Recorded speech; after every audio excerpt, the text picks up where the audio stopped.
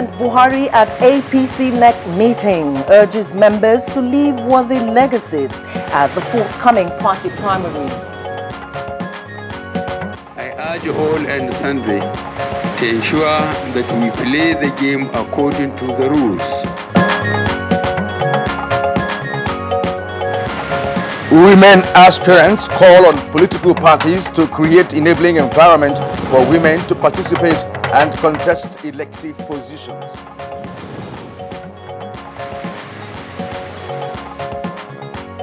National Assembly Joint Committee on Electoral and Political Parties Matters reduces the budget proposal for 2019 general elections by over 200 million naira. And on Good Morning Nigeria today, Nigeria, China and Germany relations in focus, and also fallout of All Progressives Congress APC National Executive Council meeting.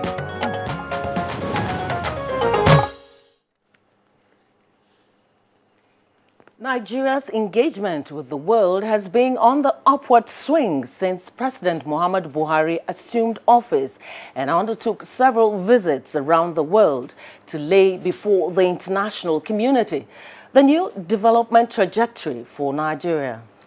Yes, so of course, Joy, the visits have continued to yield significant results as Nigeria has not only attracted investment, but is also a major voice in international politics and diplomacy. You can say that again, Kirian. As we speak, the German Chancellor Angela Merkel is in town on a visit to Nigeria as part of her tour of 3 West African countries, which began with Senegal. And this, of course, is coming just a day after the British Prime Minister Theresa May left Nigeria on a similar visit where agreements were signed in different sectors. Now, a similar scenario is expected during the German Chancellor's visit, where security, economic, and other issues will be discussed and agreements equally signed. Now, Joy, shortly after President Buhari gets done with hosting the German Chancellor Angela Merkel, he is due to depart for China, where he will be joining Chinese leader Xi Jinping and other African leaders at the Forum on China-Africa Cooperation FOCAC Summit in Beijing, China. That's right, Kingsley. Now, the summit billed to hold from Monday, the 3rd of September, has the theme China and Africa toward an even stronger community with a shared future through win-win cooperation. All right, Joy. And now, FOCAC is a key platform for the collective dialogue and cooperation between China and African countries, which was launched in the year 2000 with the last summit held in December 2015 in Johannesburg, South Africa. So this morning, our plate is full of Nigeria and the international community as we x-ray the benefits of all these engagements that President Buhari is taking active part in. We have experts to put all this in context for us to understand the diplomatic jargons. All right, diplomatic jargons indeed.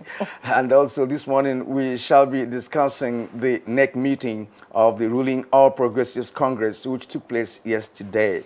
What are the takeaways? We shall hear all about it as we take on those who should know. Thank you for joining us on the Nigerian Television Authority, Africa's largest television network. I am Kirian Umayo. And I am Joy Osiago. I join my colleague Kirian in welcoming you to the program. In the course of the program, we shall bring you the newspaper review, business, sports, foreign and entertainment news.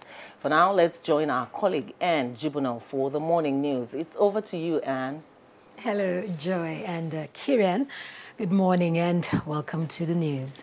President Muhammadu Buhari has made a strong case for members of the governing All Progressives Congress to do whatever it takes towards leaving shining examples in the forthcoming party primaries ahead of the 2019 elections. Addressing the National Executive Committee meeting of the party at its national headquarters in Abuja, the president maintained that defectors have left no dent on the superstructure of the APC. I urge all and sundry to ensure that we play the game according to the rules, come out with free, fair, and credible primaries. Let us shine the light through our primaries, and the rest of the country will find the way. In the meantime, President Muhammadu Buhari is challenging stakeholders in the governing All Progressives Congress, especially in the southwest geopolitical zone, to do all it takes within the limits of the law towards ensuring that the party retains the governorship seat in Osun State. At a meeting with those that matter in the zone, the president emphasized the need for the success story of the APC to be maintained ahead of the 2019 polls. Once we express confidence in ourselves, we will proceed to work to achieve success. But if we maintain any division through whatever reason, then failure is guaranteed. May God protect us. Amen. We are going to be available at any time we are asked to come forward and campaign for our party, so that we will maintain our success story all over the country. Meanwhile, President Muhammadu Buhari will today depart for China to participate in the 7th summit of the Forum on China-Africa Cooperation, FOCAC, scheduled to hold from September 3rd in Beijing. A statement by Garba Shehu, Senior Special Assistant to the President on Media and Publicity, says the President's first engagement in Beijing will be an interactive session with the Nigerian community in China at the Nigerian Embassy.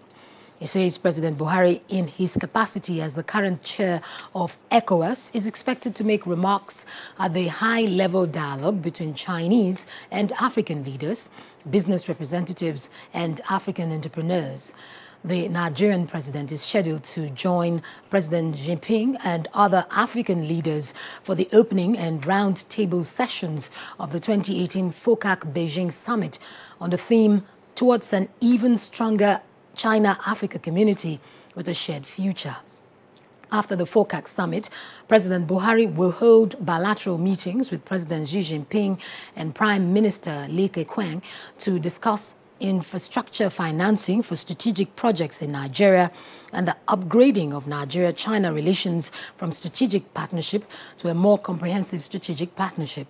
The president will also use the opportunity of his audience with the Chinese leadership to assess the progress made so far in Chinese interventions in Nigeria's key priority infrastructure projects, particularly ongoing projects in the railway and power sectors.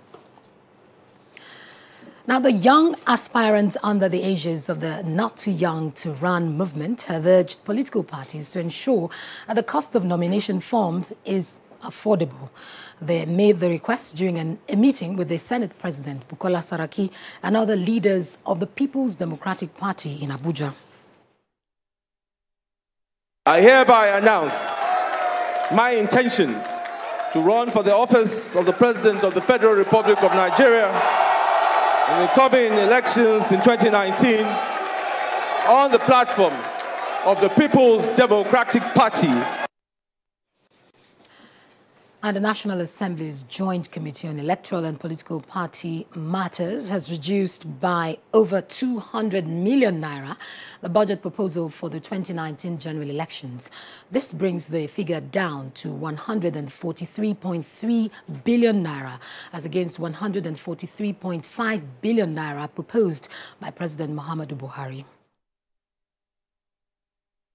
After exhaustive deliberation, the committee reviewed the INEC budget to 143,312,256,955 naira 13 kobo, signifying a reduction of 200,272,500 naira. The committee is suggesting to the leadership of the National Assembly, the Committee on Appropriation, to source the funding of this budget through virement from other service-wide votes under the Special Intervention Program recurrent to ease the consideration and avoid increase in the size of the 2018 expenditure framework.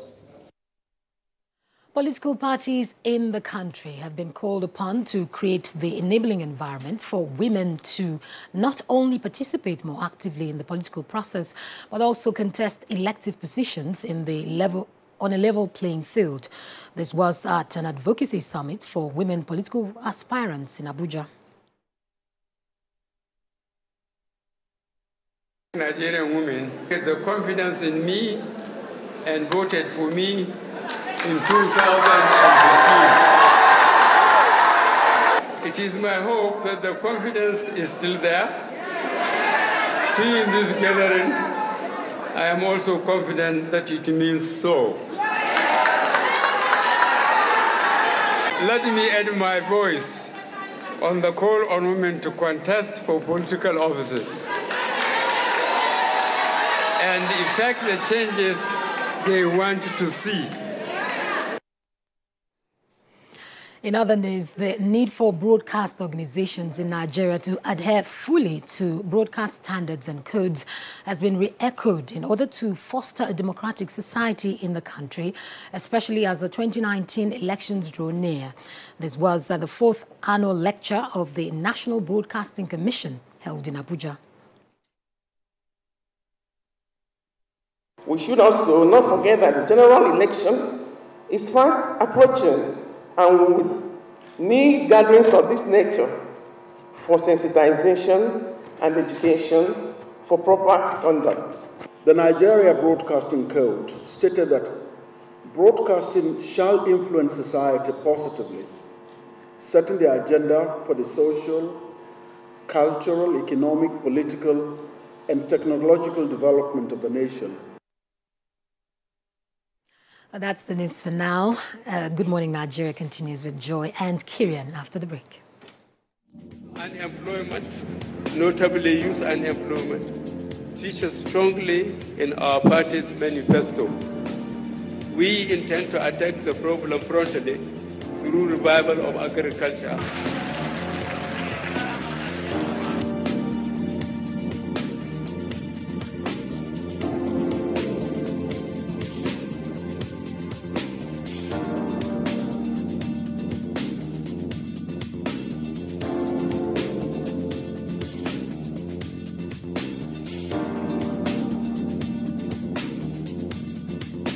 The 30K is going a long way.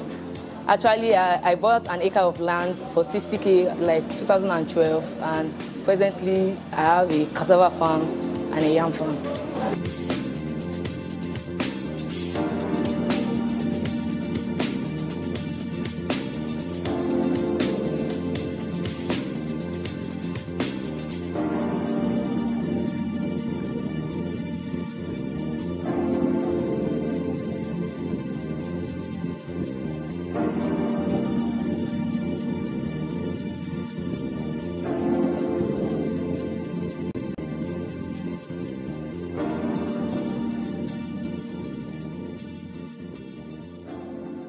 Reorganized, trained, and fully equipped, we are the new improved Nigeria Police Force. We fight crime, we bust syndicates. Whatever the crime, wherever the hideout, the Nigeria Police Force will get you busted. Stop kidnapping, armed robbery, murder, pipeline vandalism, and other criminal activities. Be productive. Be security conscious. Join the police force to secure your life and property. This message is from the Nigeria Police Force Public Relations Department. Winning in hot and dry conditions is hard. Causes the body to sweat, which attracts germs that are easily passed from one person to another. What keeps you so cool, man? Dettol Cool combines Dettol's protection and an invincible icy feel. For super cool confidence, use Dettol Cool. Dettol soap is now also available for 100 Naira only. Ladies and gentlemen, please welcome the daring and invincible Louis the Mosquito. Responsible for 200 malaria cases all on its own. Is there anything that can kill Louis? Morphine! Presenting Mortise Power Guard. Its powerful formula kills malaria mosquitoes fast. So, get Mortise Power Guard. You in the air-conditioned office with the itchy throat. Strepsils. Girl in the spotlight with the raspy throat. Strepsils. You in the pollution. Yes, you. Dry throat. Strepsils. Hello in the downpour with the scratchy throat. Take Strepsils. Strepsils, with its soothing medicinal ingredients, will heal the harm done to your throat from external factors. Strepsils. Strepsils. Strepsils, for a dry, itchy, raspy, scratchy throat. Fake news which is shared for malicious purposes is a danger to our peace and security in Nigeria. Misinformation as fake news is a serious threat to our hard-earned democracy and promotes hatred and misunderstanding between our communities. We are all responsible for stopping the spread of fake news in its tracks. So, always check the source and credibility of any news item. Say no to fake news. This message is brought to you by the Federal Ministry of Information.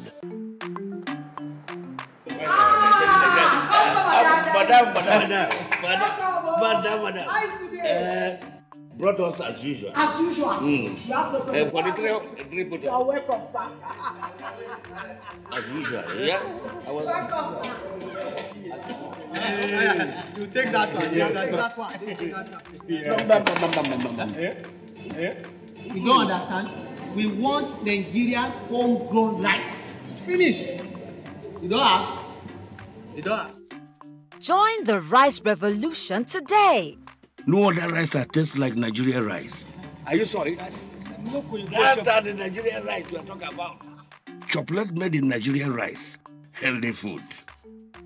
I'm going to bring Mrs. Mobu to come to chocolate rice made in Nigeria here. And see how it are made. Correct. And how they are cook it. Correct. Homegrown rice are good for your health. It boosts our economy and give employment to our people. This message is brought to you by the Federal Ministry of Information and Culture. Helen! Your kitchen gets 10 out of 10. Thank you. This also gets a 10. Should we see the toilet now? Sure. This gets just 1. It is clean. But not perfect 10. Better than my detergent and bleach? Impossible. Challenge? Try the new Apic 10X. Compared to bleach and detergent, Apic sticker formulation removes yellow stains times better, giving you a sparkling clean toilet. Wow. Now you also take that Apic 10X challenge. Also available in 200 ml pack. Thank you for staying with us on Good Morning Nigeria, the last for the week. The federal government has affirmed its commitment to the implementation of various strategies set out in the Economic Recovery and Growth Plan to address the 5 execution priorities of microeconomic stability, agriculture and food security.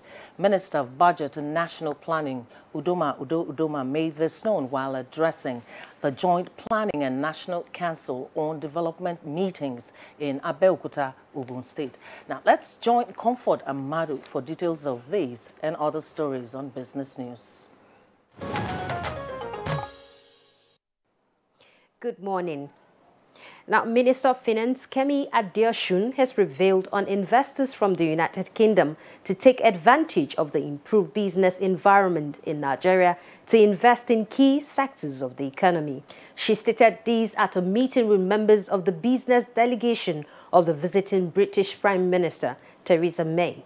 The minister maintained that President Muhammadu Buhari specifically established the Presidential Enabling Business Environment Council to improve on the business environment and pledged government's determination to sustain existing reforms to consolidate the gains of the economy through deepening of the subnational ease of doing business project.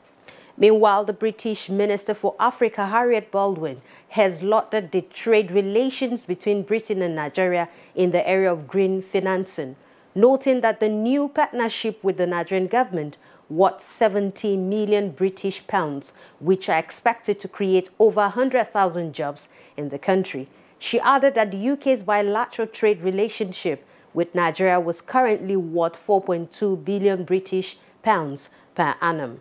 Now, in a bid to ensure accurate welfare for its working population, the federal government, through the Federal Mortgage Bank, has approved a first tranche of about 46.9 million naira for housing renovation and housing loans to the civil servants in the country, to the tune of 1 million naira each. The home renovation loan is up to 1 million naira, and that way, everybody that is working and is contributing to the scheme can benefit from it. The Federal Mortgage Bank says this is as a result of the National Housing Fund initiative of the federal government, which gives opportunities to civil servants to save up funds for housing purposes. The first beneficiaries are civil servants at the Abuja Municipal Council.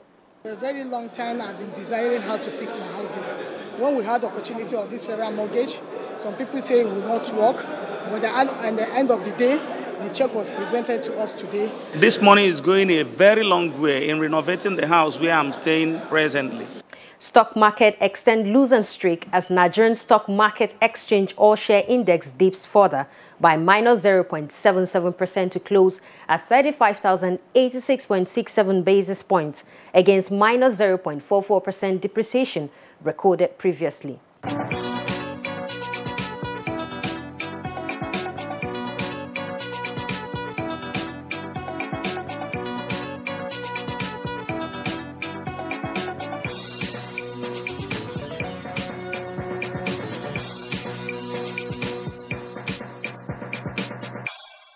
Its year-to-date returns currently stands at minus 8.25%. And that's business news for now. I'm Comfort Amadou. Thanks for being there. Comfort Amadou there with the business news for this morning. Now, next on our lineup is review of the national dailies.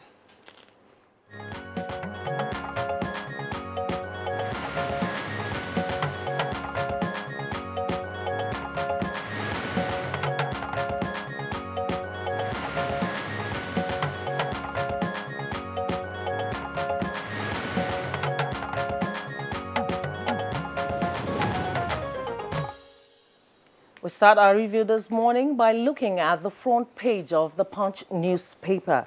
The lead story there says, APC NEC adopts direct presidential primary, indirect for governors, others. Dogara, Lasson absent from meeting, send apologies. You can get details of that story from page 2. Let's move quickly to the Daily Independent newspaper. Let's see what's trending there. And the lead story there again is on APC and the NEC meeting, of course. APC denies loyal reps, senators automatic tickets. It comes with a couple of riders, 3 to be precise. Adopts direct primary for presidency, indirect for others. Primaries should be shining examples, Buhari tells officials. Meets Tinubu, Akande, Oshiomhole, Akeredolu over Osun polls. Details on page 4. All right. Now, I have the Nigerian Pilot and, of course, the Guardian. But the Nigerian Pilot captured the APC NEC meeting this way. It says APC crisis deepens with 4 riders as governors subdue Buhari, Tinubu, Oshiomhole over primaries. Angry with Oshiomhole, party undecided on cost of nomination forms. Saraki Dogora, Otom's defection inconsequential, says Buhari. Details is on page 4 of the Pilot. All right, let's go back to the Daily Independent newspaper. Below the picture story, now that picture story there is, you can see Rochas Okorocha, Governor of Imo State, Vice President Yemi Osinbajo, President Muhammadu Buhari, and Adams Oshiomhole, National Chairman of Progressives Congress, during the party's NEC meeting in Abuja yesterday. There's a story below that. PDP presidential aspirants warn governors against interference in primaries. Saraki finally joins presidential race, decries poverty in Nigeria. Okay, back to the Nigerian Pilot for other stories trending on the front page of the newspaper. We have below the nameplate, poisonous rice. Ebonyi government reopens Abakaliki mill, announces suspension, arrest of market leadership. You can get more of that on page 37. Now, Buhari says, contest political offices to implement change. That's Buhari urging women in Nigeria. That's on page 10. And now, below the photograph on the front page of the Nigerian pilot, that's, of course, the Senate President, Bukola Saraki, where he declared for the presidency. All right, say federal government must account for victims of enforced disappearance. That's the Amnesty International on page 11. Now, below all that, that's it, on the foot of the Nigerian pilot, herdsmen killed 2 soldiers in ambush in Benue. Saraki's exit makes APC cohesive. That's Oshomole saying that. Plateau killings, fish out corporates, Governor Long, task security operatives. Page 11 has details of that story. Now, Lake Chad crisis puts 11 million people in humanitarian need, says UN. It's on page 12. All right, Joy. Let's go back to the Punch newspapers. Below the picture story there, which has core members, FARC sets up committee on excess crude account management. Details, you'll find details on page 25. PDP asks Tambuwal, Atiku, Kwankwaso, others to accept primaries outcome. Oyo declares work-free day for PVC collection. And at the foot of the paper, I'm not after Tav, it's police prosecuting him. Otom. Details on page 42.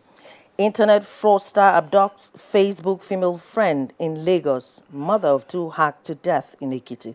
And Benue to demolish 300 buildings in Makudi.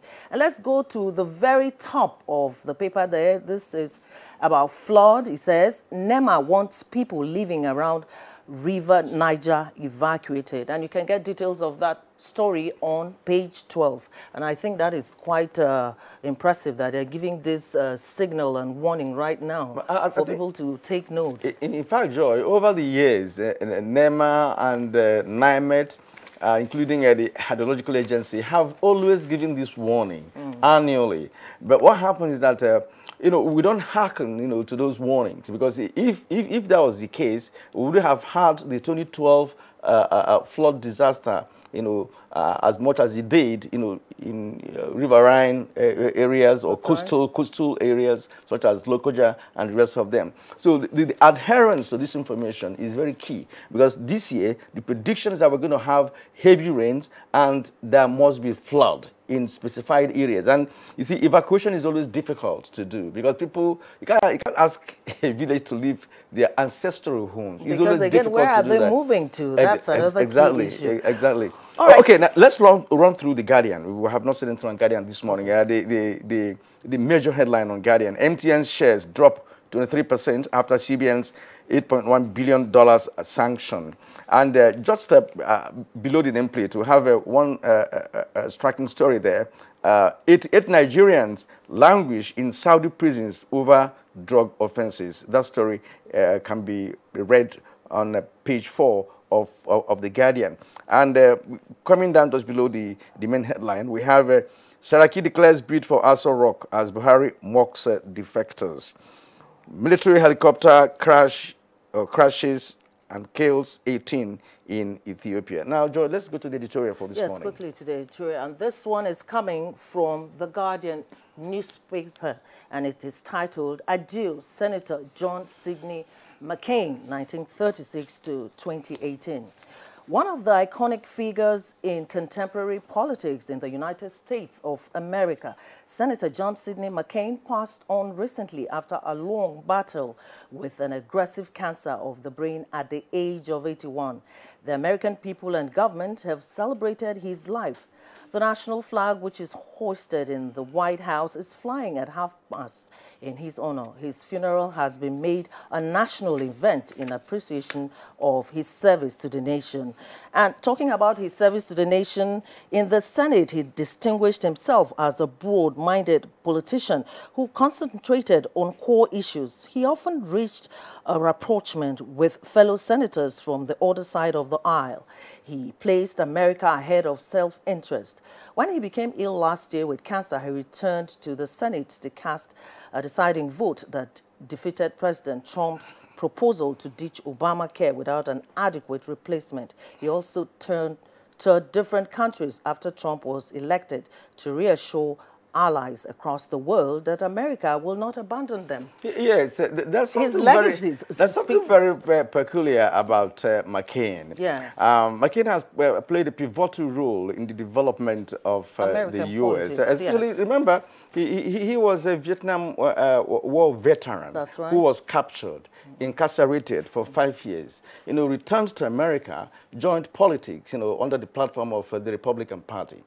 And this is a man who does not vote, according to partisan. He votes according to his own conscience. That was why the vote that defeated the repealing of Obamacare, because he said there was no replacement. So why repeal what has been existing? Irrespective of the fact that he came from a democratic president. Now, the story, the line I didn't hear from you, because I saw it earlier ago, is the issue of what lessons can even Nigerian politicians learn from this caliber of a man. And it's John all McCain. about selfless service, putting the nation before personal interest. And that is one huge lesson most of our politicians should learn. Yeah.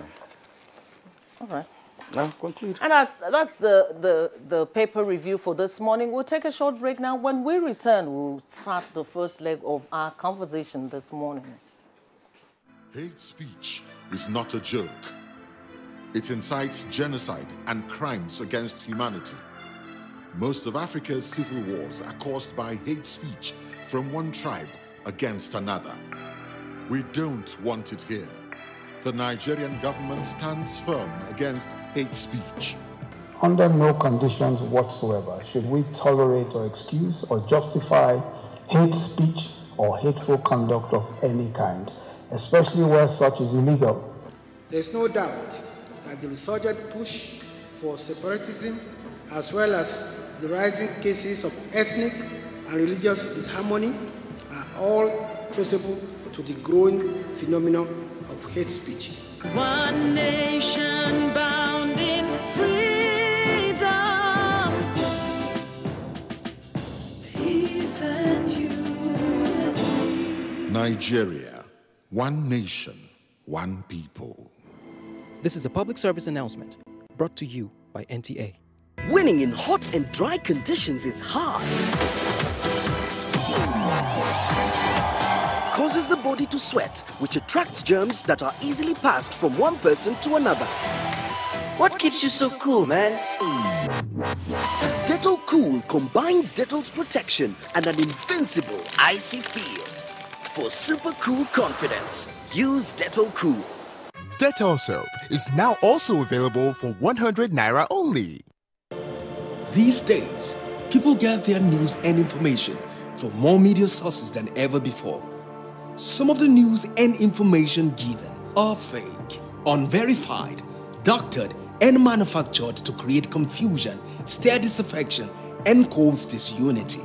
Before you believe or share any news, ask yourself, is this real? Is it from a credible source? Is it verified or verifiable? Fake news is dangerous. Whether you do it for fun or for political gains, real people can get hurt. Fake news, don't create it, don't spread it. This is a public service announcement from NTA. Ladies and gentlemen, please welcome the daring and invincible Louis the Mosquito. Responsible for 200 malaria cases all on its own. Is there anything that can kill Louis? Morphine! Presenting Morti's Power Guard. Its powerful formula kills malaria mosquitoes fast. So, get Morti's Power Guard. For years, the NTA has been promoting science, technology, arts and crafts under the tagged name National Children's Expo. We are set with another edition as we gather children around Nigeria, junior category ages 6 to 12 and senior category ages 13 to 18. The theme for Expo 2018, achieving self-sufficiency in agriculture, meeting the challenges of security and exposition of alternative energy as pathways to national development. Date, October 21st to 25th, 2018. Venue, NTA Headquarters Arena, Area 11, Garki, Abuja. We are set to celebrate the best of innovation across the country. For more information, please call the following numbers. NTA ETV, promoting learning. Dettol team is visiting schools to teach children how to protect themselves from diseases. Do you know how we get illnesses like diarrhea, cough, and cold? No! They are spread through germs which are everywhere. You collect germs that cause diseases. You pick up germs from any surface, like when you don't wash your hands after going to the toilet, while playing. And then you can get sick because of germs. That's why you need to fight germs to stay healthy by washing your hands and taking your bath with Dettol soap to protect from up to 100 illness-causing germs. Wash your hands. What you have to do is bath yourself. Dettol soap every day. Wash your hands. Madam. Brought us as usual. As usual. You have no problem. For the three put you are welcome, sir. As usual, yeah? Welcome. You take that one. Yeah, take that one. You don't understand? We want Nigerian homegrown rice. Finish. You don't have? You don't have? Join the rice revolution today. No other rice that tastes like Nigerian rice. Are you sorry? That's the Nigerian rice we are talking about. Chocolate made in Nigerian rice. Healthy food. I'm going to bring Mrs. Mobu to come to chocolate rice made in Nigeria here. And see how it are made. Correct. And how they are cook it. Correct. Homegrown rice are good for your health. It boosts our economy and give employment to our people. This message is brought to you by the Federal Ministry of Information and Culture. Thank you for staying with us. We begin our conversation on Nigeria, China, and Germany relations by taking this background report from Timothy Yusuf. Going down memory lane, President Muhammadu Buhari in April 2016 paid a successful state visit to China, where President Xi Jinping received him. The two leaders held fruitful bilateral talks with the consensus to deepen China-Nigeria cooperation across the board. Analysts believe that under the guidance of the important consensus, the China-Nigeria relations have entered a new stage of rapid development. The forthcoming Forum on China-Africa Cooperation (FOCAC), holding in Beijing, China from September 3rd to 4th, is another opportunity for Nigeria to renew her bilateral relations with China. Consequently, the Chinese ambassador to Nigeria, Dr. Ping Jian, has disclosed the benefits Nigeria stands to gain from the 2018 Beijing FOCAC summit. Ping Jian said besides China and the co-host countries, South Africa, there will be another 52 African countries and the African Union Commission in attendance, including Nigeria. Nigeria will no doubt make a major contribution to the FOCAC Beijing summit as the largest economy in Africa as well as the largest developing country on the continent. Infrastructure such as the Abuja-Kaduna Railway, the Lagos-Ibadan Railway, the Abuja Light Rail, the Zungeri Hydropower, the airport terminal and other areas which enjoyed support from China's intervention are parts of areas expected to be deepened. With more Chinese investors now expanding their investments in Nigeria, mutual cooperation between the two countries is observed to be good news for Nigerians in pursuit of industrialization and diversification. The people-to-people and cultural exchanges are reported to be another great areas of development. On Nigeria-Germany relationship, the visit of the German Chancellor Angela Merkel to Nigeria this Friday is described by many as a welcome development. Analysts say Merkel's main focus will be on economic issues and a meeting with Nigerian President Muhammadu Buhari. They added that the German government is responsible and interested in how things work in Africa.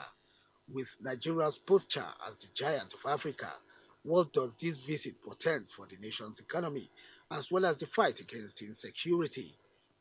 What area should Nigeria concentrate upon in Beijing during the FOCAC summit with a view to consolidating on the successes being recorded from the Nigeria-China existing relationship? Guests on Good Morning Nigeria are set to provide answers shortly. That's Timothy Yusuf there with a background report that will, of course, set the tone for this conversation. Now, in the studio to discuss this important topic is Malam Garba Shehu, Senior Special Assistant to the President on Media and Publicity. You're welcome to Good Morning Nigeria, as always. Thank you very much.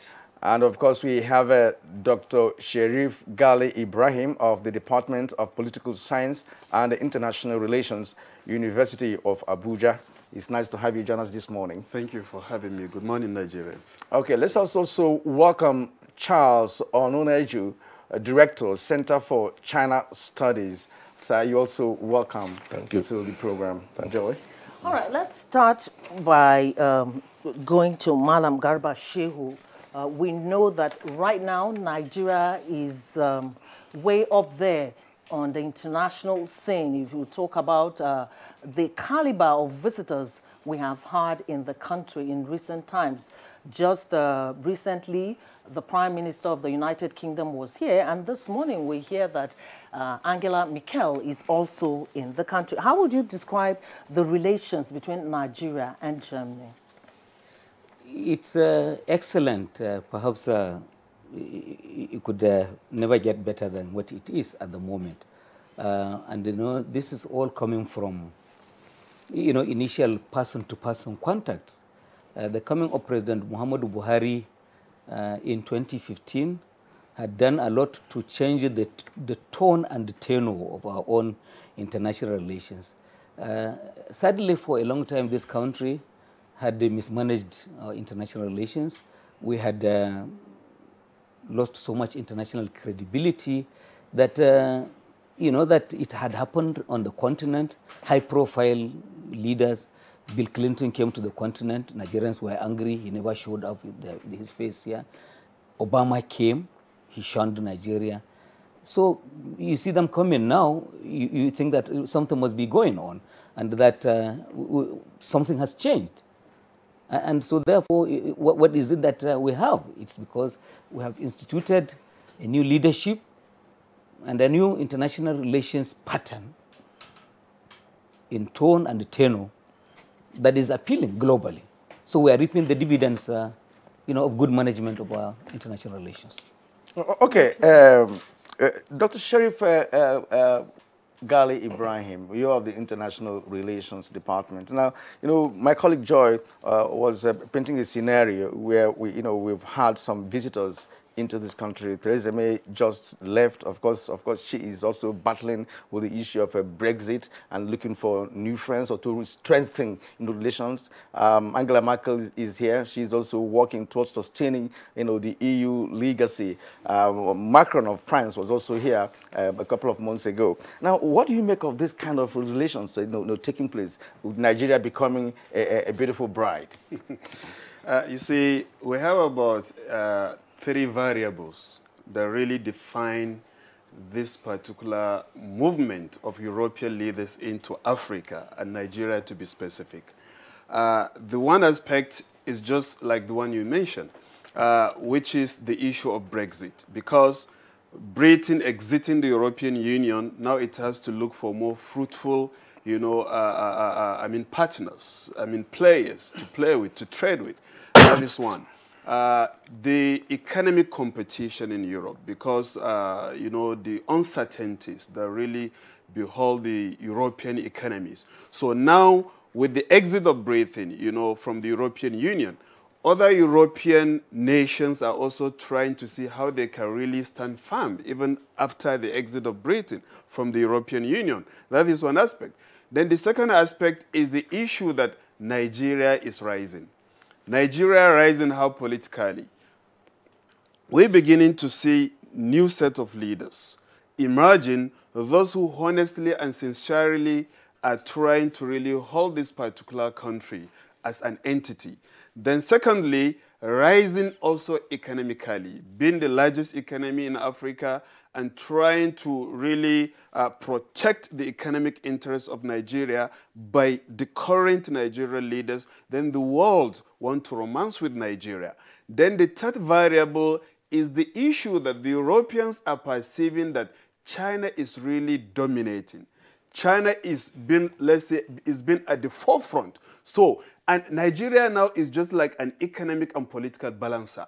Why? Because it's a new bread that everybody wants to romance with. So if we leave China, China will take it all. So therefore, we must really have Africa, and the best area in Africa is the largest economy and the largest population, which is Nigeria. I think these are some of the three variables that really define the rush of these particular European leaders into Nigeria. Thank you very much, Dr. Sherif Gali Ibrahim. Let's go quickly to Charles Onunaiju, the director sent from the Center for China Studies. Now, here we are looking at the current influx of international leaders into Nigeria. It was not so in the past, as we heard from Malam Shehu Garba. What would you say, in your own perspective, is responsible for this current development, and what do we stand to gain from it? Well, like my colleagues have suggested, Nigeria is better governed. Our profile is more credible. We have our institution is growing in integrity. It's much better to rely and do business with us because you dot the lines, you can be sure of it. These are very, very important questions for international partnership. If leadership integrity is in doubt, it makes it difficult for people to take you serious. We've seen a rise in institutional integrity, leadership integrity. These are key. Of course, we have quite a lot. We are emerging regional power in the African region. You know. It is only natural that Nigeria should play a pivotal role in engaging the rest of the world on behalf of Africa, on behalf of herself. The flurry of diplomatic activity we've seen in recent times is underwritten by institutional and leadership integrity, which people could see that is emerging.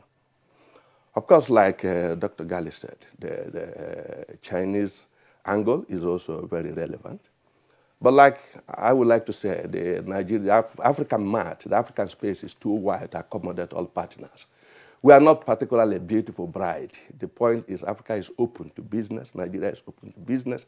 The Nigerian space is too wide to accommodate every genuine partner who is interested in dealing with us on the basis of mutual benefit, mutual respect. And I think for the Chinese, this is a tradition that is as old as People's Republic of China itself. You know, dealing with countries on the basis of 5 principles of international cooperation, mutual respect for territorial integrity, mutual respect for your choice of your social system. And of course, in recent times, this cooperation has become phenomenal. And let me say very frankly, President Buhari took a very important step to consolidate Nigerian-China cooperation. As last year, by investing and restoring the integrity of one China principle, which has been the defining credo of Nigerian-China relations since 1970. And what it is, kicking out the Taiwan Trade Office from Abuja, which has been used by the Taiwan administration to undermine Nigerian One China principle. This really excited the Chinese. It's been on for the past 10 years. The Chinese have been worried, saying, look, allowing the Taiwan stay here is like recognizing 2 Chinas, and this does tremendous damage to Nigerian One China principle. Many regimes have fidgeted over this. President Buhari took the bull by the horn, asking the Taiwanese trade office to relocate to any of Nigerian commercial city. And I cannot tell you, this was a defining moment for Nigerian-China cooperation. All right, let me stay with you, because of the background you have about China, its a history and the philosophy. Now, the Asian Tigers are a shrewd business community, and I want to ask you, having the basic knowledge of Chinese and how they operate, how their businessmen operate, would you think that Nigeria will get something out of this relationship? The president is leaving for China, after receiving Angela Merkel, and he's going to return to China, perhaps on a broader arrangement where all African countries are going to be involved. Now, what should be his takeaway, from this visit? Of course, like you may know, after FOCAC in 2015 in South Africa, in December 2015, President Buhari was the first African leader to visit China immediately after the Forum on China-African Cooperation Summit, the first that ever held on African soil. He visited China in April in 2016, immediately after the summit in South Africa. And the harvest of that meeting was huge, like you know. A lot of agreement was signed, and since then, the landscape, especially infrastructure landscape, has changed. The Zengeru Hydro Dam is up and running. The Lekki Deep Sea Port is up and running. The Mambela Power Plant that will add about 5,000 megawatts to the national grid, a substantial game changer that will reduce cost of doing business by almost 40% for Nigerian businesses, is up and doing. The Abuja Railway Kaduna is up and doing, now in use. Lagos Ibadan Kano railway line is under construction. And the influx of Chinese businesses creating employment. There's one particular thing. I want to tell you something. Chinese businesses are relocating to Africa on the basis of the rising labor cost in China. The advantage China enjoyed about 30 years ago when the cost of doing business in Europe and Japan was rising. China was the destination of all major businesses. Now that advantage has been transferred to Africa and more importantly to Nigeria. Chinese businesses are moving in Nigeria, and because of the labor cost, they're employing more Nigerians. Nigerian are managers, medium and high level in various Chinese enterprises here. So I think if we stay focused on this cooperation, of course, without neglecting all our traditional engagement, because like I said, the African-Nigerian space is too wide to accommodate every player. That, no matter how much involved China becomes, the space is still enormous to accommodate other important players. All right, thank you very much, Charles Nunaiju. Let's return to Malam Garba Shehu. We will continue the discussion about Nigeria-China relations, but I want us to come back on the issue of Nigeria and Germany, since Mikel is in the country. I know that President Muhammadu Buhari had visited earlier on an official visit, and now that Mikel is in Nigeria, has this got to do with the previous visit? What should we expect from the current visit? Well, you know, the dialogue is an ongoing one. And let me say that the opening up of Europe to Nigeria from the beginning of the Buhari presidency is owed to Mrs. Merkel, and we must say that she, at the time he took power, she was the chairperson of the European Union. And supported President Muhammadu Buhari. When she congratulated him upon his victory, she said, I'm inviting you to the summit in Germany, which I'm hosting. So therefore, the first out rally was for him to have gone there, you know, after he visited some neighboring countries, was to go to. And since then, he struck a very strong relationship with Ms. Merkel. She had led Europe and her own country to engage Nigeria on the problem in the northeast, the Boko Haram insurgents, particularly dealing with military cooperation in the area of intelligence sharing and all of that, and support. Now, what do we expect of her visit now? She's coming here to focus on a number of things, including obviously security, and the fact that now the northeast is being, is being restored. Peace has come back largely, and people are going back to the communities, and there is an enormous challenge resettling people going back to their communities to find that basic infrastructure, schools, mosques, churches, markets had been destroyed, so we're rebuilding the Northeast, and there is need for international support for that. And when she came here about 2 years ago, there was a German commitment that she had given, and I'm sure there will be a follow-up on that. She's leading a group of business people with a lot of interest, particularly in our own agriculture. And Germany is also restructuring their strategy globally in their own international trade. Germany is rich, is very strong in medium and small scale enterprises. And they want to move, they want to project this strength globally. They want to promote them globally.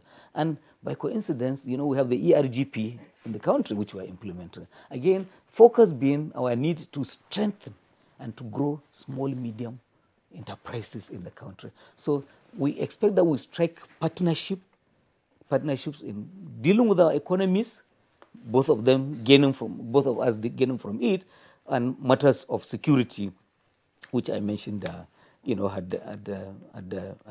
worked very well between ourselves. Now, you talked about partnerships. I want to hear more from you.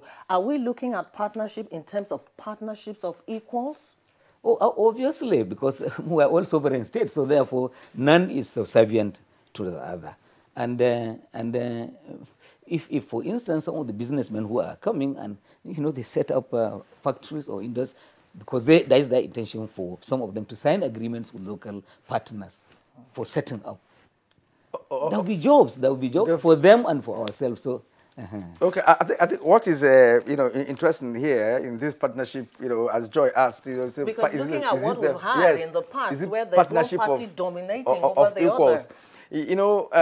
There's always an imbalance when we talk about developing and the developed countries. That one has been established over the years. But the point of view of Malam Garba Shehu is that this is a fresh kind of negotiation. Because if you look at that, German construction firms are the biggest in this country. And over the years, that has happened. I don't know how much of this kind of business that we have in Germany. So I am coming to you, Dr. Gali Ibrahim. To what extent, would you think that Nigeria, is going to benefit from this German-Nigerian relationship? Security also in focus. You see, diplomacy is all about negotiations. And each and every diplomat or party tries to represent itself as well as its own national interest. But she raised an issue now that we must be very careful, in dealing with our hitherto colonial mothers, because she made mention of before you really augment the present as well as rediscover the future, you must go back to the past. What really Africa experienced, under colonialism. So we must not really open a way for an asymmetric power, either economic or political power relations that will really not be, fruitful or for the best interest of Africa and Nigeria. This is defined under North-South relationship, but our relationship with China is South-South cooperation.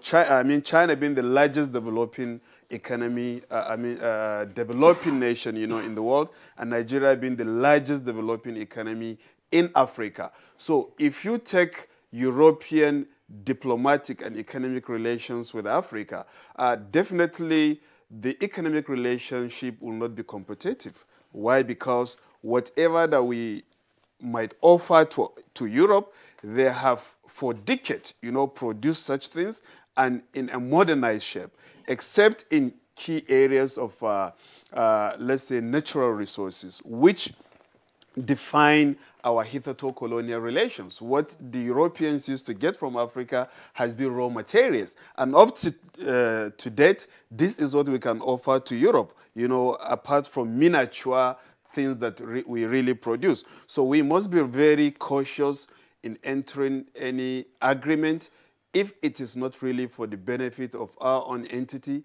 and our own continent.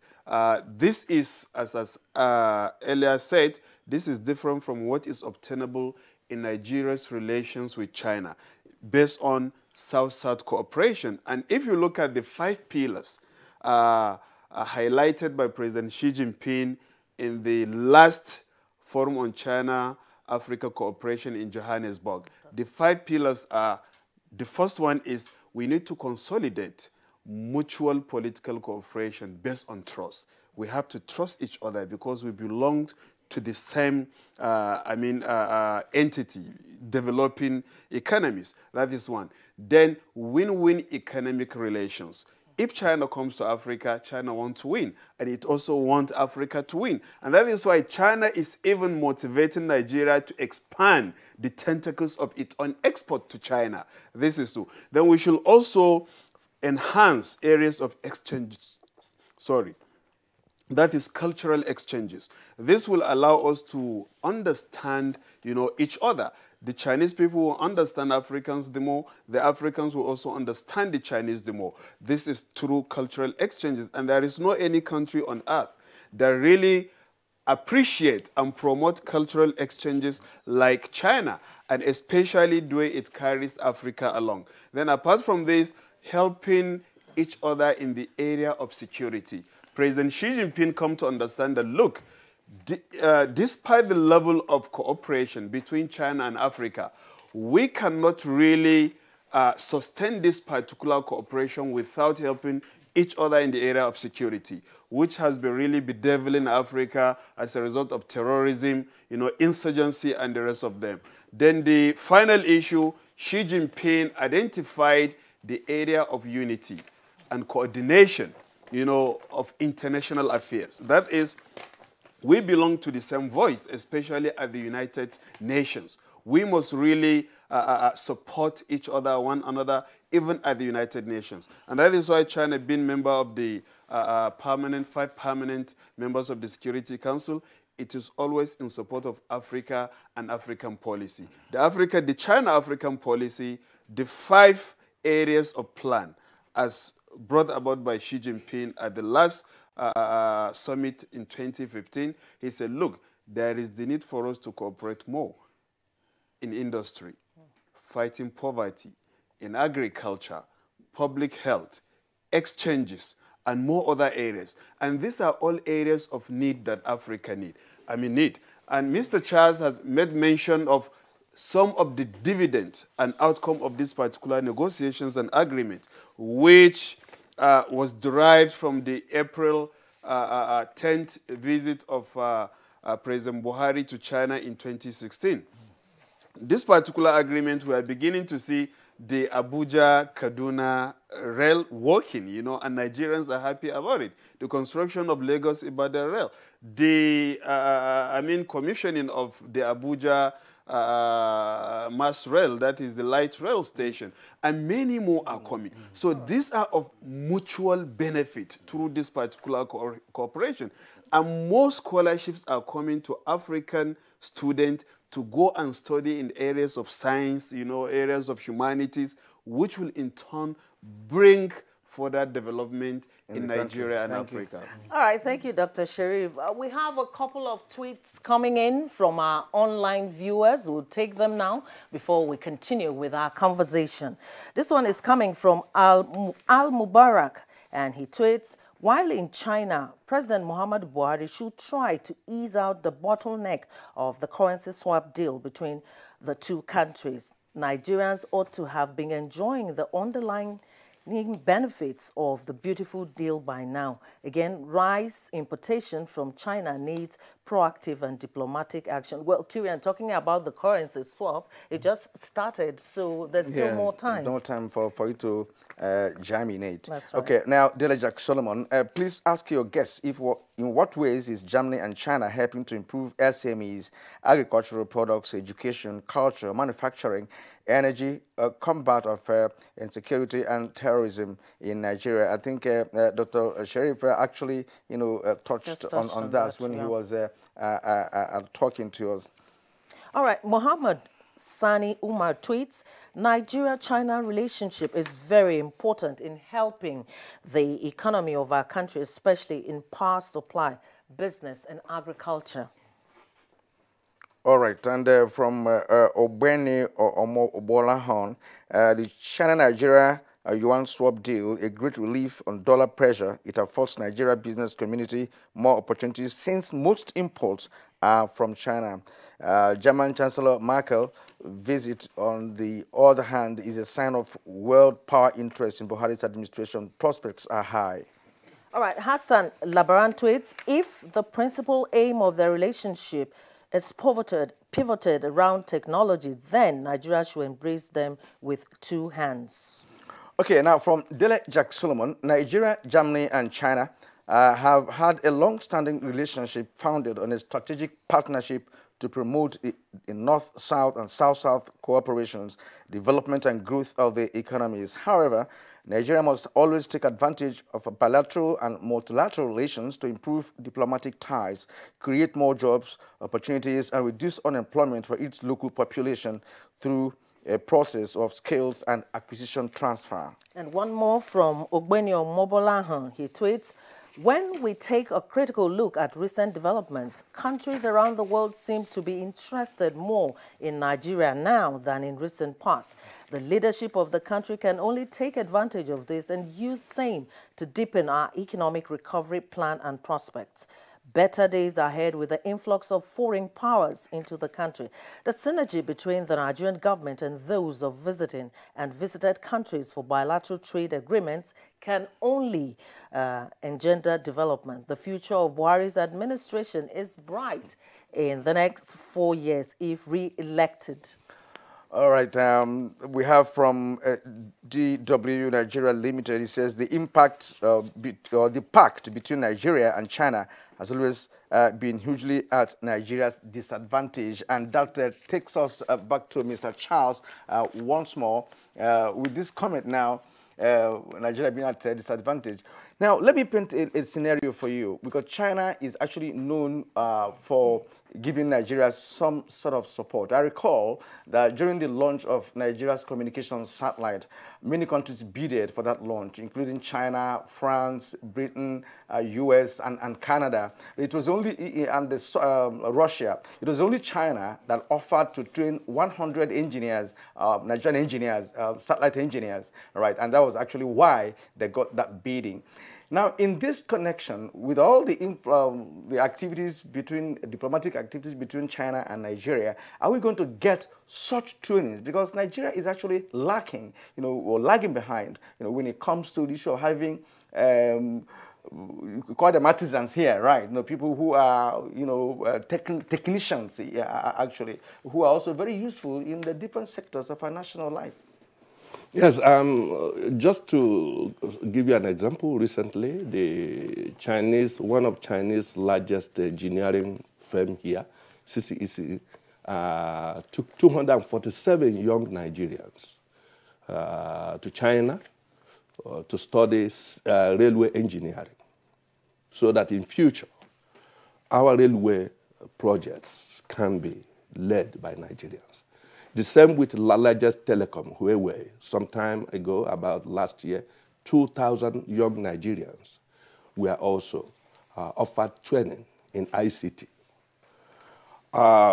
This is the nature of China's engagement with Africa, which dates back to as early as 1960, when Premier Xu Enlai visited Africa and offered the 10 bases of cooperation with Africa and other developing countries. And training is training is built into the process, because Chinese support and assistance, from that point of view, from the foundation of its cooperation with Nigeria and the rest of Africa, is not designed to promote dependency. It is designed to enable us to stand on our own and give substance to the principle of mutual benefit, equal relation, and mutual respect for each other's sovereignty. This has been the thread that ran through the gamut of China's cooperation with Africa, including when China built the longest railway in Africa and does not even have a railway of similar length to herself, the Tazan Railway from Zambia to Tanzania, about nearly 10,000 kilometers. Of course, Kaunda Nyerere went all over the world asking for this railway to be built. Everybody said it's economically unviable. And Mao said, we do not have a railway of comparable length, but because Africans are our brothers, we will build it for Africa. And this was started in 1967, completed in 1973. This is the defining credo of China-African, China-Nigerian relation. Of course, like the Chinese great reformer, former reformer, Deng Xiaoping said, if you open a window to get the fresh air, some insects will fly in. But you do not shut the window simply because some insects.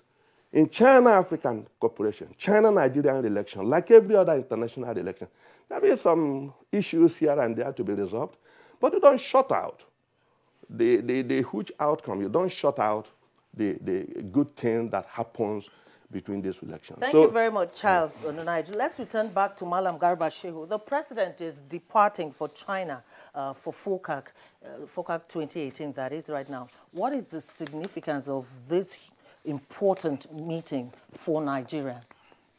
Well, President Buhari goes there as president of Nigeria, as chairman of ECOWAS, and also as a friend to President Xi Jinping. So it's three things combined in one. And it's very easy to see some of the quick outcomes that would follow. First of all, you know, the two leaders will themselves be signing important agreements. They will witness the signing of two important agreements. One is on the information and communication technology infrastructure backbone, which is enormously important for development of IT in the country and our communications.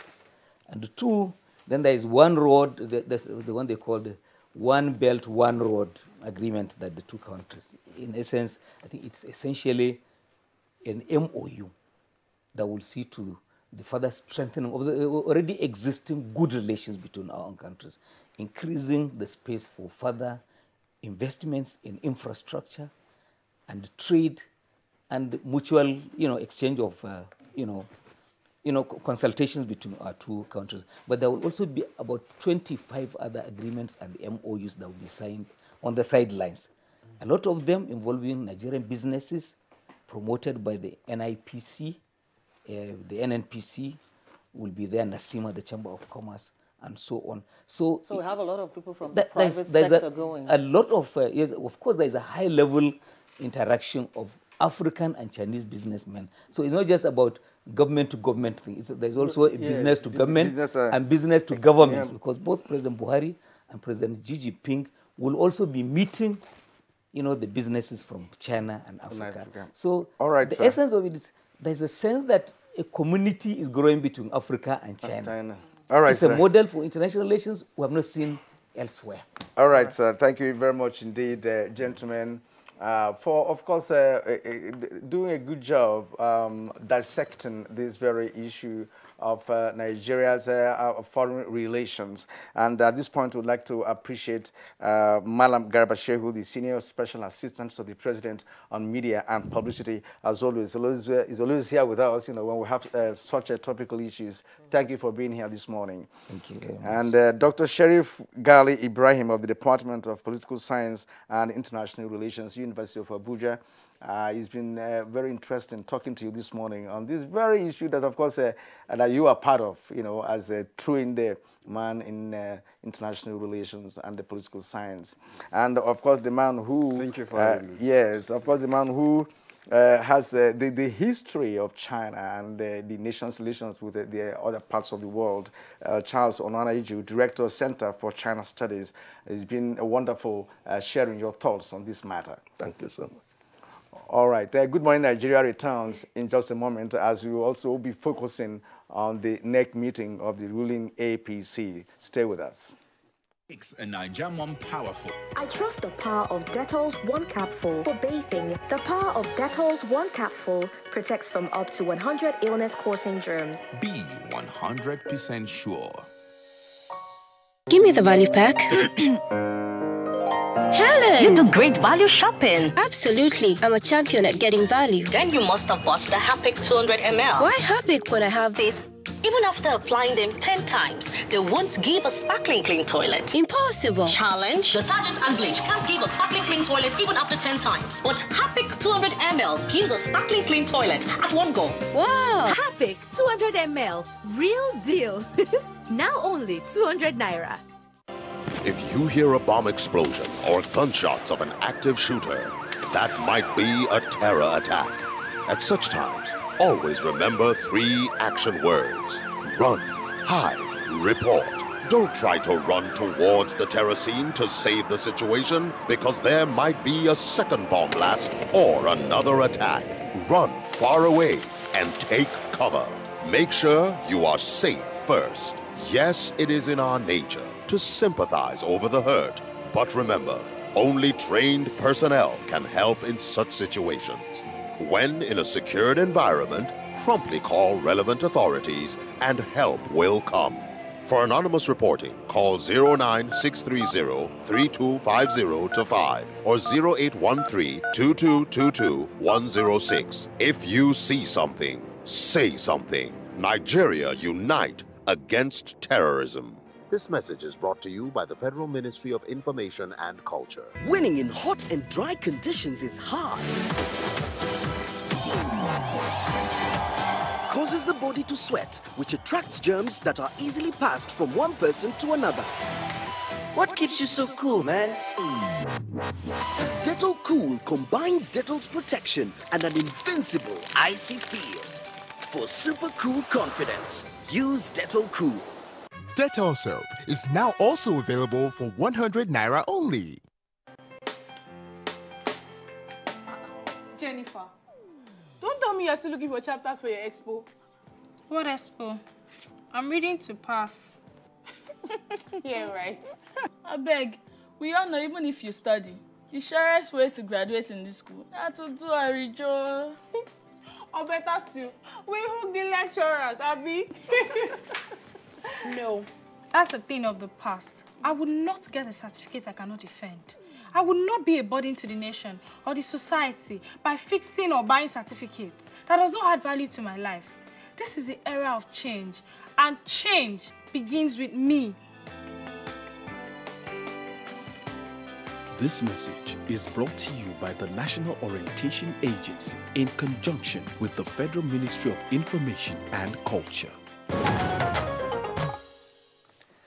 Now, before we begin our conversation on the fallout of APC NEC meeting, let's join Salihu Abdullahi for this report. It is the first NEC meeting by the current National Working Committee since their inauguration in June 2018. This meeting is crucial in view of the enormous task before them by working to sustain the party's vision of continuity in governance at a time when the political atmosphere in the country is engaged. After over 3 hours of meeting behind closed doors, Governor Simon Lalong of Plateau State addressed the media. As activities build up ahead of the 2019 general elections, issues on guidelines to achieve free and fair party primary election, and the need to uphold unity among members with determination for the party to sustain internal democracy dominated discussion. But we discussed that, yes, patriotic and loyal members should be given, should be rewarded, but not necessarily with automatic tickets. It is also a consensus that it is imperative for state executive committees to use the direct and indirect primaries based on their peculiarity and needs. The resolution is based on Article 20, subsection 3 of the Constitution. The mode of primaries is either direct or indirect. The report of the elections in various states were brought forward, and APC has shown what it is to be the most acceptable party in the country. Now, joining us in the studio to discuss the fallout of the APC NEC meeting is Senator Magnus Abe, representing Rivers Southeast Senatorial District, and the Chairman, Senate Committee on FEMA. Distinguished, thank you very much for joining us this morning. Thank you very much. Kirian? Okay, also with us this morning to discuss this important meeting by the ruling APC is Dr. George Mawalo. He's the National Auditor of APC. George, you're welcome. Thank you so very much. Good morning. All right. Gentlemen, let Nigerians know the takeaway from this all-important meeting, because as election draws nearer, all the parties are trying to dot all the I's and cross all the T's in preparation for the election. So what was this NEC meeting all about, Moelo? Like every meeting, you come up with an agenda. Our NEC meeting was precisely to deal with the issue of the party's primaries that will soon commence. We looked at the timetable, the schedule, and then the mode of election. So basically, those were the two And then, naturally, for every meeting, we get an update from the National Secretariat of where we are, where we want to be in the days ahead. All right, Senator Magnus Abi, I remember watching reports yesterday and then reading papers this morning, and seemed as the issue of direct primaries came up strongly at the NEC meeting. Can you tell us a bit about that? Well, a lot of people tend to get confused over this direct and indirect primary thing. First of all, the direct primary is a situation where all party members are allowed to vote and participate in picking the candidates for the party. The indirect is when only delegates who have earlier been elected in one form or the other or by position are the ones who will then pick the candidates.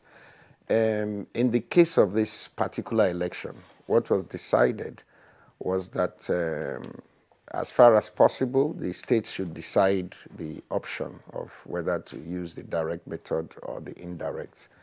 And that in situations where there are issues in any state, then of course the party would have no option than to use the direct primary in order to avoid a situation where there could be some contention over which particular delegates had been used or had voted in the election. So all in all, I think the most important thing is that, like the president said, the party is fully committed to a free, fair, and transparent process that will be all-inclusive and be able to ensure that as much as possible the candidates that are wanted by the party, bulk of party members, is who gets to fly the party's flag. I think that's the most important thing we got from there. Okay. Sorry, staying with you, is there no controversy about this? Because we have read in the papers, as Joy, rightly pointed out, about some people saying the constitution of the APC made provision for both direct and indirect. As it is now, what has been decided at this meeting with respect to whether you are going direct or indirect, or is it to the discretion of different states? Yes, I think substantially what has been decided in this meeting is that the states would have a say, and critical stakeholders will have a say in deciding which of the options to choose, whether to go direct or indirect, or even to do it by consensus as far as possible.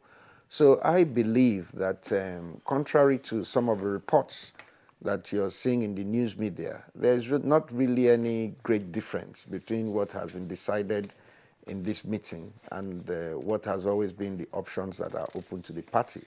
Just that previously, the party had always chosen the option of delegate elections, for the reason, of course, that it is easier to organize. Also, in looking at the issue of direct primaries, we also talked about having a valid register of members.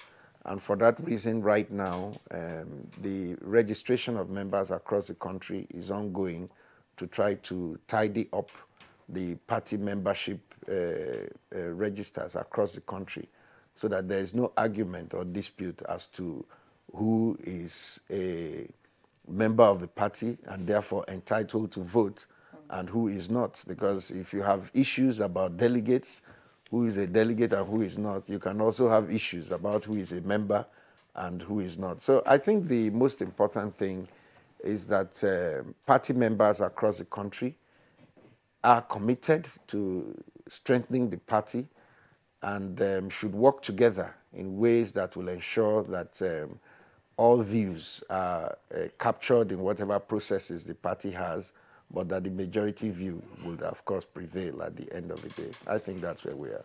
All right, thank you, Senator Abbott. Let's go quickly to Dr. Mogalu. A lot of Nigerians are waiting to hear what NEC will talk about the issue of defections.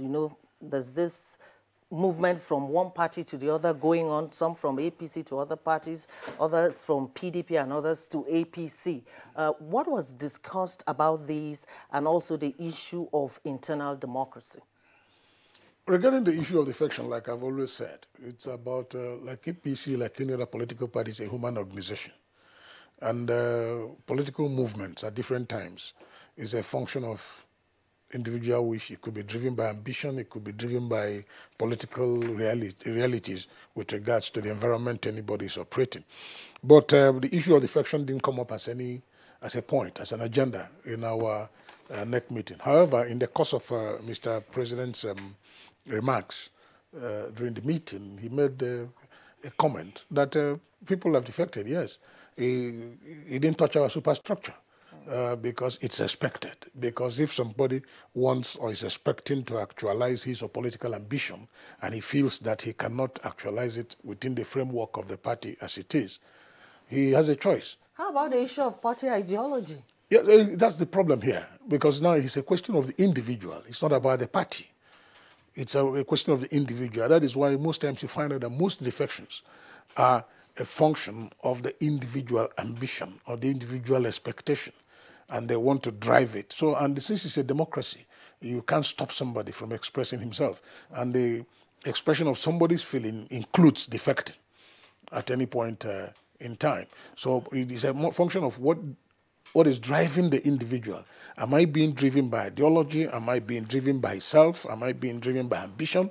So it's for you now, the individual, to answer those questions. If you're being driven by ideology, yes, my ambition cannot let me leave my party because I believe in the party first. But if I'm being driven by ambition, it's a matter of if I check and then my ambition cannot be realized, the next morning I'm gone. Now, second leg of her question has to do with internal democracy. And some of those who defected also pointed to the fact that there were misunderstandings, among party members. Some talk about high-handedness, some talk about lack of internal democracy as one of their reasons, for leaving. Perhaps we understand the fact that there are those who are left based on ambition, but also some are saying that there are certain abnormalities, in the running, in the party machinery, of the APC. Like I said, in situations like this, one has to justify his action. And in an attempt to justify your action, you can say things that don't even exist. For us as a party, we believe so much in internal democracy. We provide the enabling environment for people to express themselves. We provide the enabling environment for people to play their politics. But you see, every politics is local. Your future, your ambition is going to be determined by the immediate environment you're operating in. So nobody can make that claim and then go out of it. But the point here is that when you want to take a decision as serious as defecting from your party platform to another party platform, certainly you prepare excuses. You prepare stories you have to tell to justify that action. And such stories may include claims of high-handedness or there's no internal democracy. How do you justify internal democracy when there's no election? It is only when we are preparing for primaries like we are preparing now that you can say, oh, I was shut out. Oh, I didn't get what I wanted. It goes back again to individual ambition. Because when you want to get the ticket of the party and you are subjected to, to elections and you find that everybody is allowed to compete because we cannot restrict anybody so long as you meet the requirement. If at the end of the day the person does not get it, he loses. The next moment, because it's a democracy, because you're free to say what you want to say, he can claim that I failed because I was shut out or that conditions, the enabling environment did not provide me the opportunity to actualize my ambition. So it goes back again to the issue of ambition. The truth here is that the party will do what is expected of the party. You have to create the enabling environment for people to express themselves. That is the much the party can do. The other aspect of it, because we cannot sit back in Abuja and instruct the people in my local government that he has to be George Mogalo. It can't work. It's not democracy. George Mogalo has to go home to his primary constituency. And then the other persons who may desire the same position will also come. What the party in Abuja will do is to send umpire or umpires, depending on the number. They will coming with a guideline that one, you have to have this minimum qualification, you have to provide this, you have to provide that. Once all of us have it, then the people on the ground, whether direct or indirect, will determine who will fly the flag. So at the end of the day, if you lose, you can go home and sulk. Or at the end of the day, you now start announcing that, oh, that power from above or power from under stopped me from actualizing Dr. my Morgal, ambition. I would like to hear Senator Magnus Abe's opinion on this issue. You know, some people will tell you the reasons for defection will have to do with fairness, fair hearing in the party. Do you agree with that? Well, in truth is that there are challenges in our political space. There is no doubt about it. My senior brother is a national auditor of the party, so he is part of the party powers that be. But that is not the real reason why people defect. People make their calculations. Because if you talk about internal democracy, I think I have been in PDP. We left PDP because of impunity. And anybody who understands PDP knows that whatever you get in APC is 1,000 times better than what PDP would offer. So there are challenges in the Nigerian system. There is no running away from that. But this is not just because of a party. It's because of the system that we run. If somebody is a governor, for example, in a state, and he belongs to a particular political party, he has powers and influence in that party that is over and beyond that of an ordinary member. And these challenges are there in our democracy. But fundamentally, I agree with Chief Judge Moghalu. The reason why a lot of these people are moving is because of personal calculations. For example, everybody in Nigeria knows that President Muhammadu Buhari is going to run his second term as president of Nigeria on the platform of the APC. Now, if you're a member of the APC and you're from the north and you want to run for president, you know that if President Buhari runs on the platform of the party now, after this tenure in 2023, it will be difficult for any member of the APC that is from the north to convince the party to still give their ticket to a northerner. Because by the unwritten rotation of Nigerian politics, the next president will invariably have to come from the southern part of the country. So if you're from the north and you want to run for president, you know that this is the only opportunity you have to make your case in this party or in any other party. So you move to where you can find room to make that case. That's the real reason why, no matter what calculation you make, some of these people have to move now, because for them, for a lot of them, is now or never. Because if they don't run now, like 2023, they are not allowed to run or they cannot make it. It will take another 8 years before they can make a legitimate claim. So is it about the individual or the interest of the nation?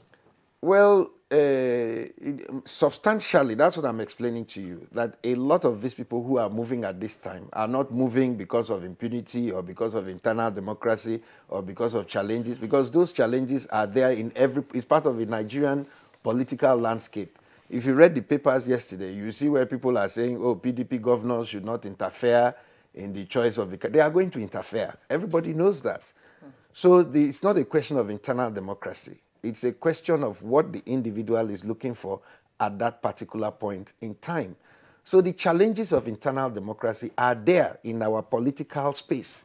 And a lot of the changes that have been made in the Electoral Act are designed to try to address those challenges.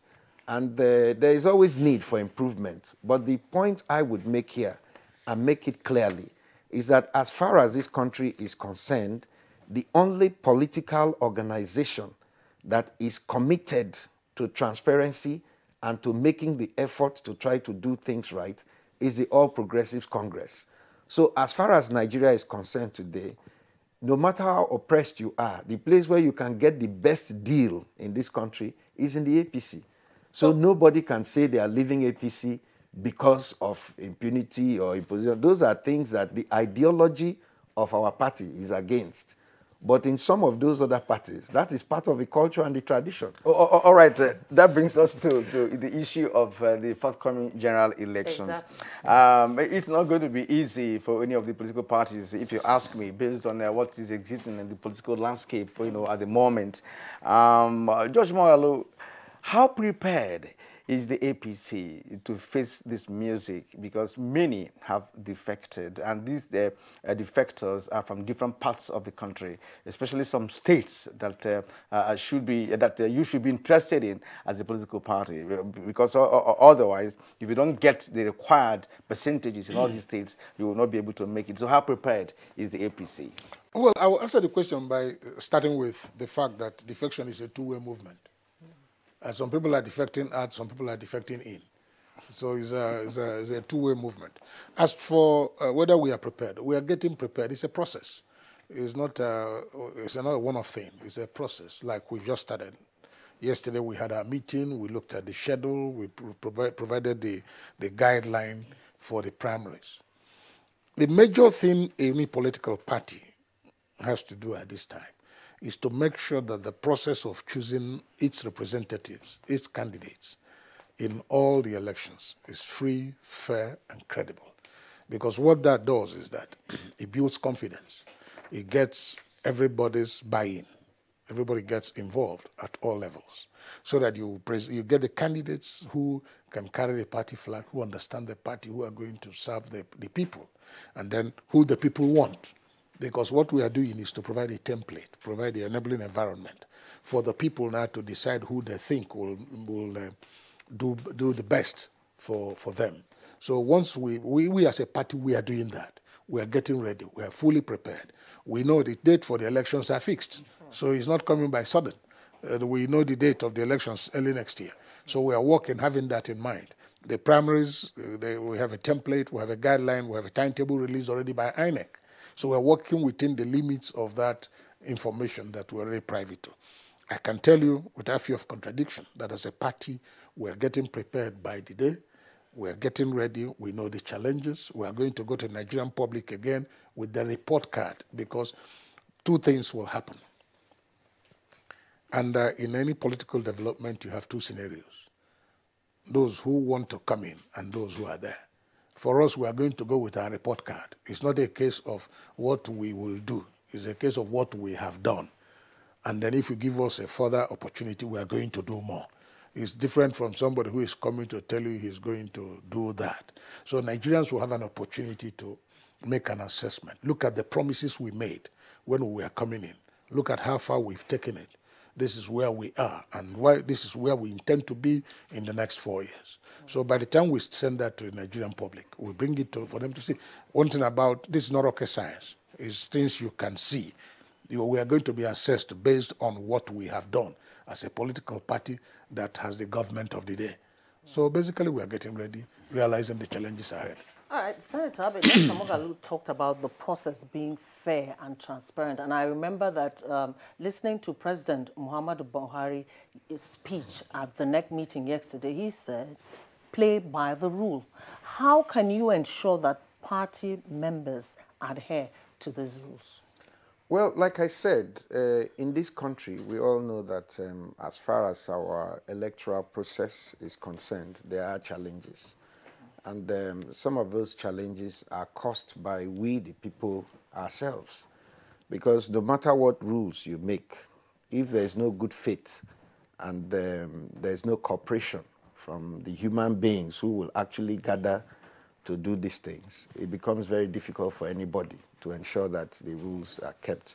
But like I said from the beginning, the difference between the All Progressives Congress and any other political party in this country is that right from the top of our own leadership, we are committed to doing things rightly by the rules. That is the slogan, the ideology, the philosophy of our party, and the personality of our leader, President Muhammadu Buhari. So those challenges are there, but I believe that as far as this country is concerned, where you will get the best option for internal democracy today in Nigeria is in the APC. And I know you will be telling Nigerians all of that, when you go out for the political campaigns, when the time comes. But at this moment, let's look at this issue of visitations by some world leaders to Nigeria. And of course, also the visits of our own president to other parts of the world. juxtapose this, on the issue of your preparation for the election. What does it bring in? Does it bring in any kind of a plus, to your campaign strategy? For me, like I said yesterday, I see it as an endorsement of the man, Muhammadu Buhari. I see it as an endorsement of his activities. I see it as an endorsement of his government. That foreign leaders are coming. Nigeria is beginning to win back its position as the leader of Africa. It's not about things that are said. It's about the reality on the ground. Here is a man who is receiving national and international endorsements for his integrity, for his commitment, for his dedication, and his sincerity. Against his personal wish, the other day, the leadership of ECOWAS was imposed on him. He had to accept. Not too long ago, he was invited to talk to the World Court in Hague because of his anti-corruption credentials. That these foreign leaders, world leaders, are visiting Nigeria and then inviting him to visit their countries goes to show that we have a man who is credible, we have a man who has character, we have a man we can, as a nation, leverage on his integrity. So what we need to do as a people is to support him. What we need to do as a people is to encourage him to keep doing what he is doing. The truth about it is that Nigeria is beginning to be seen again in the international community as a prime player, a great nation with great people. It's not like before we are looked at as pariahs. It's not like before when it's shameful to carry the green passport. Now we flaunt it. Now you can be bold enough to say that you're Nigerian because of what the president and the leadership of the country is doing today. So what we need to do is to encourage it. For me, like I said earlier, it is an endorsement. So we need to build on it. We would like Abe to react to that. Yes. Well, I can only add my voice to what Chief Moghalu has said. I think that as far as I can see in this country today, there is really only one leader that Nigerians would accept his word for what he says and what he means. And the international community has also keyed in to that.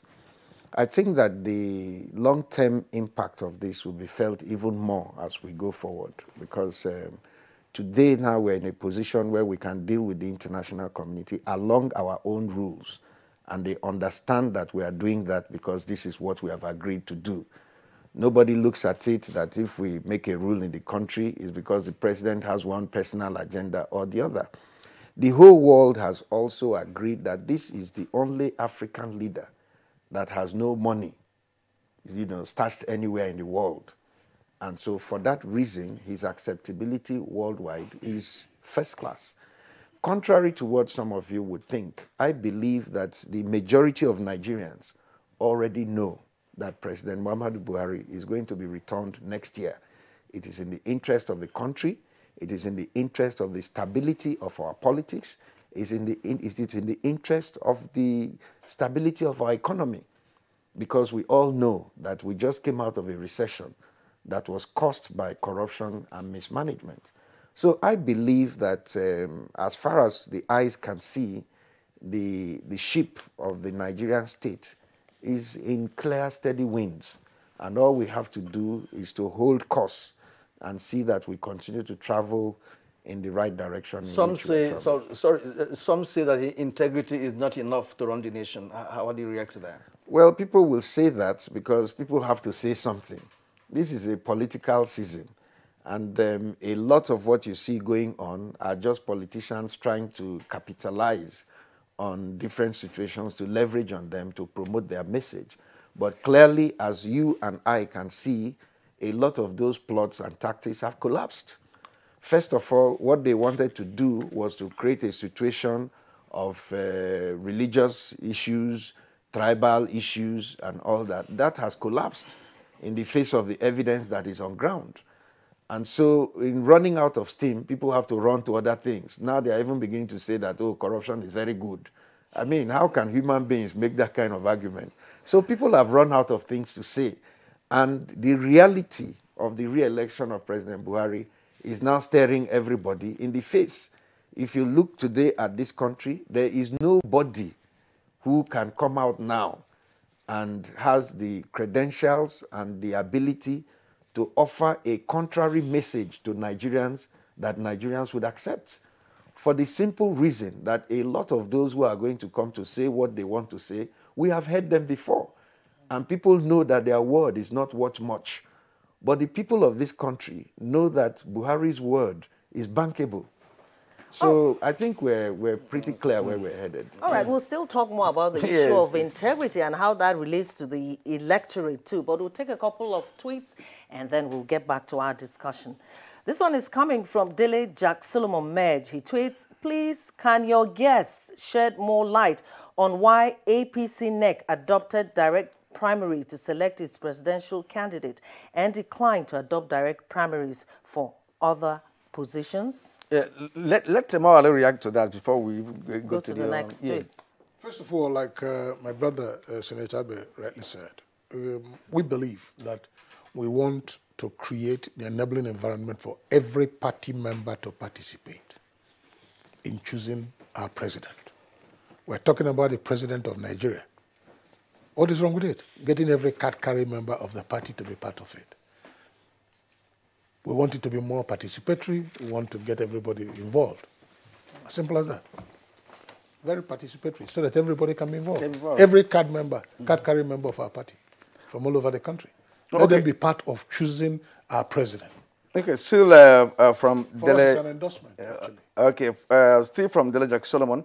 Direct or indirect primary election or not, what is important for the APC is to field candidates that will give our country purposeful leadership that will improve the quality of lives of Nigerians, particularly on economic progress, anti-graft war, and the creation of jobs for the younger generation of Nigerians. I agree. You agree with this? Kieran, you know, here Dele Jack Solomon is talking about purposeful leadership that will improve the quality of the lives of Nigerians. And I'm asking, you know, right now we're talking about the issue of integrity, President Muhammadu Buhari being integrity personified. But here again is my question.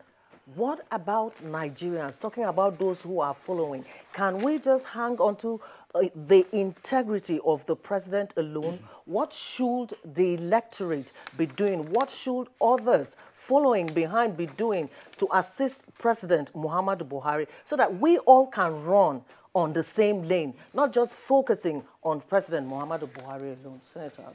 Yes, thank you. But before I respond to that, let me say that I think that the decision of NEC in many ways is being misinterpreted across the country.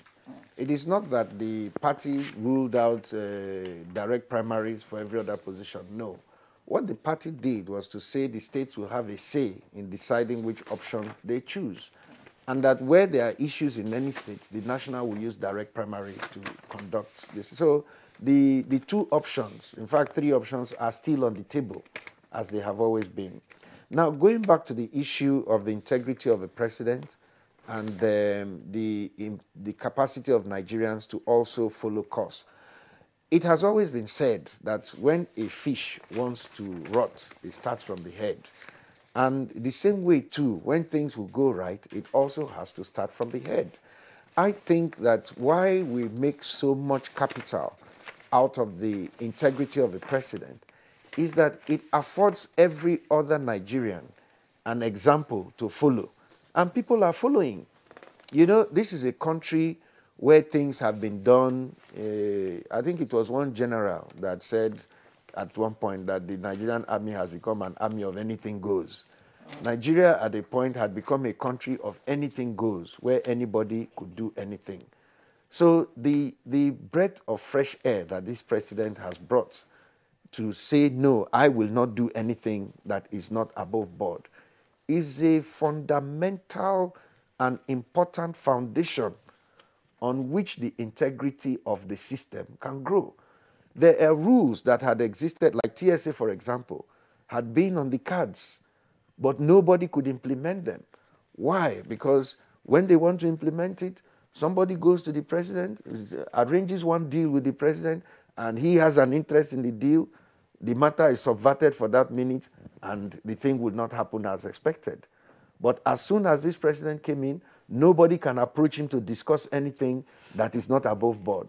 And so all these rules are gradually coming into play. I keep telling people, I was chairman of a Senate committee on petroleum downstream in the 7th Senate. We could not see the NNPC budget as senators. Every year we will have a fight, they will cite the law, they will threaten to go to court, anything to stop elected representatives of the Nigerian people from seeing what NNPC will make and what they will spend. But today, as a member of the Senate Committee on Petroleum Upstream, I have a copy of the NNPC budget. What NNPC is spending and losing and all that is in the public domain. So whether it is good or bad, the fact that we are even able to know in facts and figures what is happening to some of these things is all a reflection of the president's integrity. So whether you like it or not, that fact that this one man says that he will not participate in doing what is wrong is already rubbing off on the country in a lot of ways.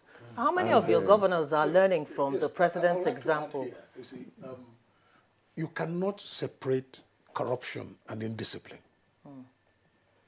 Both of them go hand in hand. So when you have a man who is so credible, who has integrity, who is addressing the issue of corruption frontally, it breeds discipline, both in the way we do things, the way we carry ourselves, the way we run government. It is no more business as usual. It's no more you wake up and do what you want to do. It is about doing what is right, what is in the books, because any mistake can cost you your convenience. So everybody is conscious of that fact. And we're living in line with that. And it's a consequence of the leadership of the country, which means if our guy is not stealing, I am not going to steal. No, okay, but when our guy is stealing, well, of course. All right, gentlemen. If you steal and you're caught, you're on your own. You can't run to Oga. You can't run to Oga. All right, you know, because people were saying that some people are defecting to APC because they have a case in court. But, you know, from what Abe said, that it won't save you if you have a case in court. You remain with your case while you are in APC as well. All right. Okay, gentlemen, thank you very much indeed for being part of this, second leg of our conversation on Good Morning Nigeria from the network service of the NTA. We'd like to thank Senator Magnus Abe, who represents Rivers Southeast Senatorial District and Chairman, Senate Committee on FEMA. Thank you very much, sir, for your insightful discussion. Thank you. And also Dr. George Moalo, National Auditor of the APC. Thank you for sharing your time and your thoughts with us. Thank you very much. All right, at this point, we take you on sports. Last year's beaten finalists Liverpool were paired with Neymar's Paris Saint-Germain for the group stage of the UEFA Champions League. The Premier League leaders also faced last year's Serie A runners-up Napoli and former European champions Red Star Belgrade. English champions Manchester City were placed in Group F with Shakhtar Donetsk, Lyon and Hoffenheim. Tottenham will face three former European champions Barcelona, PSV and Inter Milan. Meanwhile, three Super Eagles players will clash in the group stage of the Champions League after the respective European teams were drawn in Group D of the competition. Henry Onyekuru, playing in the competition for his second season in a row, will face his compatriots Brownie Dowu of Lokomotiv Moscow and Chidozie Awanzim, who represent FC Porto in the preliminary round of the competition, and Schalke 04 in Group D. The draw for the group stages of the competition was held at the Green Madi Forum in Monaco, France. Also, Real Madrid and Croatia star Luka Modric on Thursday received the accolade of UEFA Player of the Year in Monaco, beating former teammate Cristiano Ronaldo and Liverpool's Mohamed Salah to the prize.